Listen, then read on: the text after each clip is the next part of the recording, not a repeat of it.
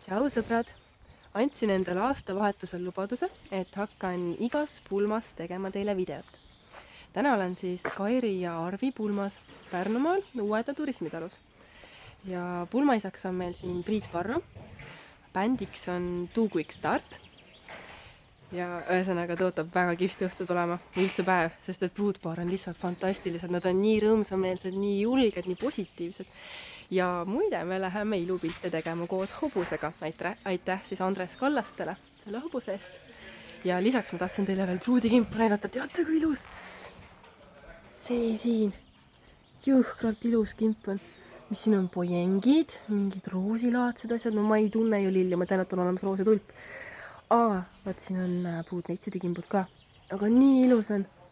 Ja vaadates, mis meil siin ootab, siis jah, tõotab tulla väga ilusad dekoratsioonid, ikka väga ilus.